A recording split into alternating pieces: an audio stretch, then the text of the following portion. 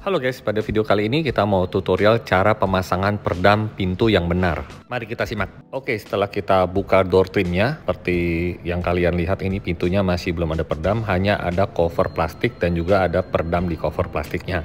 Nah, banyak bengkel audio mobil salah untuk pemasangan peredamnya, padahal ini sangat basic guys. Seperti lem yang ada di cover plastiknya banyak yang tidak dibersihkan, sehingga peredamnya ini tidak bisa menempel dengan baik pada bagian lapisan keduanya. Dan seharusnya lem pada bagian cover plastiknya ini bersih sampai benar-benar tidak ada lemnya nih guys. Lalu untuk pemasangan peredam pada lapisan pertama bagian dalam ini juga harus diperhatikan. Seperti kabel central lock OEM bawaan mobil ini tidak kita tiba dengan peredam, melainkan kita lepas dulu kabel OEM ini, lalu pasang peredamnya, setelah itu kita pasang kembali kabel OEM-nya. Sehingga peredamnya ini langsung menempel pada bagian bodi, bukan pada bagian kabel. Dan untuk pemasangan peredamnya ini penuh dari bawah sampai atas. Dan kalau mau lihat proses pemasangannya, lapisan pertama seperti ini guys, peredamnya kita potong-potong ya, jadi supaya pasangnya lebih mudah. Dan untuk pemasangan peredam kita selalu menggunakan sarung tangan. Fungsi pertama adalah supaya tangannya tidak terluka karena kena besi. Fungsi kedua adalah untuk menjaga agar panel mobilnya tidak kotor. Dan kita lihat lagi proses pemasangan pintu tengah seperti ini guys. Bagian tulang pintu mobilnya juga kita kasih peredam ya.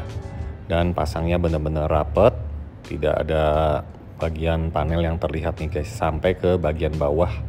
Jadi seperti ini proses pemasangan yang benar. Dan sekarang kita praktekkan apabila lem bekas cover plastiknya tidak kita bersihkan dan tidak kita lepas nih guys, seperti ini. Peredamnya akan menempel pada bagian lemnya, bukan ke bagian bodi. Jadi sudah otomatis peredamnya ini tidak bisa bekerja dengan sempurna ya guys. Karena fungsi peredam itu akan bekerja pada saat peredamnya ini menempel langsung ke bagian bodi, bukan ke bagian plastik tambahan lainnya. Dan selain itu kalau pasangnya plastik lemnya ini tidak kita lepas, peredamnya ini lama-lama akan copot dengan sendirinya nih guys. Jadi buat kalian yang mau masang peredam di workshop audio langganan Anda, pastikan pada bagian cover plastik lemnya ini dibersihkan terlebih dahulu ya guys. Dan memang untuk proses membersihkan lemnya ini memakan waktu. Biasanya kita menggunakan KP ya untuk membersihkan lemnya dulu, basicnya. Setelah itu kita bisa menggunakan cairan pembersih lem. Dan tentunya untuk setiap merek mobil lemnya berbeda. Pada mobil Honda seperti ini lemnya ini lumayan cukup keras ya guys. Jadi kita harus ekstra benar-benar untuk membersihkan pada bagian lem ini. Nah sekarang kita lihat lagi proses pemasangan peredam di lapisan pertama bagian dalam ya, seperti ini. Pasangnya benar-benar rapat ya guys. Dan pemasangannya termasuk pada bagian belakang speaker juga rapat kita sampai ke bagian tulang.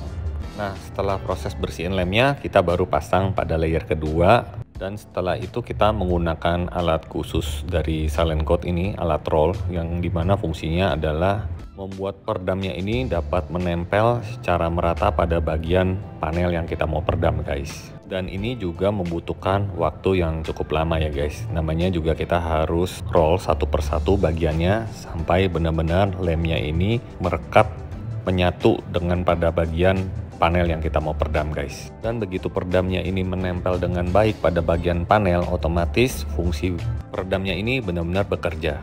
Dan kita sering dengar juga nih ada yang sudah pasang peredam full tapi tidak merasakan bahwa kabin mobilnya ini menjadi senyap.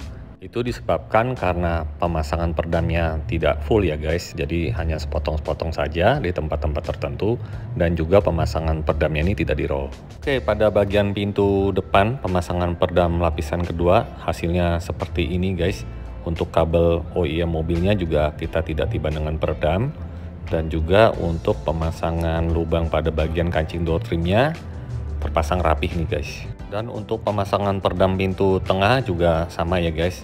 Untuk kabel OEM mobilnya tidak kita tiba dengan peredam. Setelah itu kita roll peredamnya supaya hasilnya jauh lebih sempurna. Dan yang terakhir yang kalian harus cek ini pada bentuk bagian peredamnya guys. Jadi ini bentuknya ini sesuai dengan bentuk door trimnya. Kita ukur ya sesuai dengan bentuk door trimnya. Jadi benar-benar pas pada bagian door trim.